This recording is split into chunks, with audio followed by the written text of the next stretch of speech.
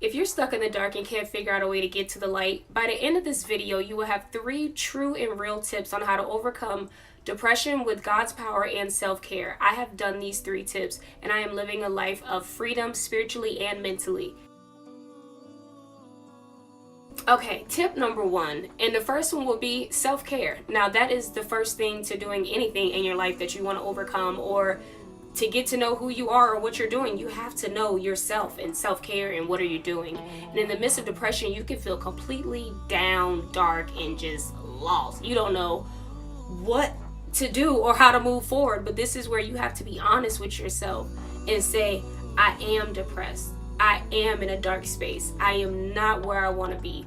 And once you're able to get true with yourself and say those words out loud and be real with yourself and don't walk around and be like, no, I'm fine. No, I'm good. Like, no, get real. It's okay to feel how you're feeling, but don't get so caught up and down in it when you're starting to realize it and tell yourself that I am. I tried to hold that back for a minute and it was driving me crazy. I held on this big persona like I was okay, everything's fine, and don't get me wrong, that's cool.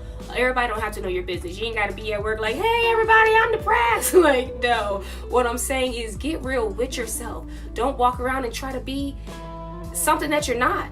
Be honest with yourself, and when you check yourself and say, all right, something is wrong. I need to figure this out. And when you get to the point of saying to yourself, okay, I am in a dark space, that's when you can move on to step number 2. Now, this one is the one that I live by, and it's writing and walking. I'm a big believer in writing out your thoughts and walking through them. When I was going through my mess, I would pop on some headphones and I would walk, play the music, I would cry, whatever I had to feel, I allowed myself to feel it. And then when it became too much and I was like, it's just too much thoughts going on in my head. You ever feel like you have like so many thoughts going on and you're like, I just don't know what to focus on? Like, okay, I got a problem, but what do I need to focus on? That's when you get that journal. That's you just write. Yes, it may get hard at times. You don't even know what to write, but just put yourself in that position with the pen in your hand on that paper or on your phone, and you're going your little notes on an iPhone, Android, I don't know, team iPhone, baby.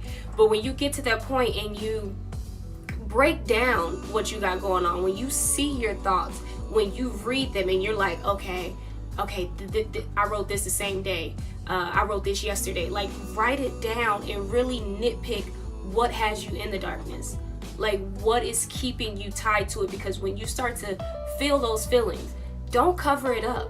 Don't act like you're not feeling what you're feeling. Walk it out. If you're at work, take a quick little 5-minute break. If you feel like you're too busy when you get home, walk around your house, walk around the neighborhood really quick. Just getting to the move of walking and feeling yourself and getting in your zone with music. If music is too much, go in complete silence. Allow yourself to run through your thoughts. Run through what's keeping you going, because you're gonna think all day anyways.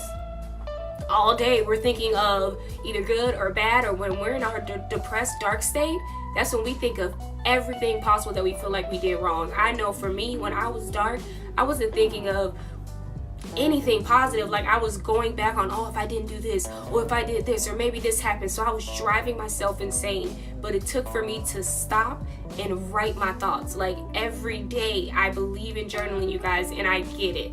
This is different for people. We're not in the age where writing is something to do. Take the time. Get your thoughts out onto paper. It's the same way as a rapper. Like, when they be writing, that's lyrics to their life. They're writing that down. When they say, I'm putting the pen to the pad, that's real. You can do that same thing in your life. Like, people with poetry, they're writing out their thoughts. You can do the same thing in your life. Write your own story. I know everybody talk about how they want to make a story one day. Write your own story and start from the bottom when you're crying as you're writing. I got pages and pages of journals of me crying, and I look at the pages and I see my tears. And that's when I be like, dang, that day was a dark day for me. But each day I get up, and it just gives you a new motivation when you start to see your thoughts, when you start to really get a grasp of yourself. And that's when you really start to get comfort, and that's when you start to know yourself and really get in tune with yourself, because you know your thoughts. No one else is telling you your thoughts. You're not talking it to everyone for no reason. You talking to yourself on that paper. Can't nobody tell you nothing wrong about what you're writing but yourself. So when you go back and read it, you can dig yourself out of that darkness by allowing yourself to feel those feelings. In this time, in the writing time, don't hold back from writing. Don't hold back from yourself. Who gonna read your journal? You. Write it all out, all the crazy stuff. She did this, he did that, this person at work, this, anything that aggravates you. Or if it's about yourself, I don't understand why I keep doing this. Well, Trish, I will write in my book, Trish, why you keep doing this? Trish, what do you got going on? It may sound crazy, but when you in a dark space, you gotta do what you gotta do. You gotta write to yourself. And there's nothing wrong with it, you guys. I hope you really get what I'm trying to say. Writing is everything to get over depression.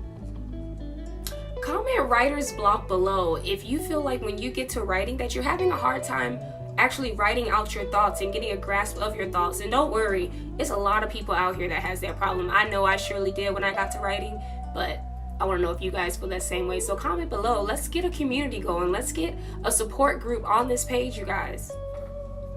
Tip number 3 is finding music, videos, church, something that motivates you to get out of your rut. Now for me, I didn't start off with Christian and Bible music and stuff like that. I started off with what was comforting to me. My same rap music that I listened to, my music videos that used to get me right. I used to start watching motivational YouTube videos, which those are like key. Just type in anything you're going through. The motivational videos will have you want to get up the next day and get right to it. So those videos always work. But eventually I started gravitating more towards learning who I am, why I'm here. And that's when me finding God and understanding how he feels about depression is what really got me through. So I'm going to read Psalms 51:16 to you guys. And I really want you to get the grasp of what this is saying. So it says, "You do not desire a sacrifice, or I would offer one. You do not want a burnt offering. The sacrifice you desire is a broken spirit. You will not reject a broken or repentant heart, oh God." Now that psalm right there, it slapped me in the face and made me realize this is where I can find him best. That just let me know when I'm at my weakness, I can call out to him.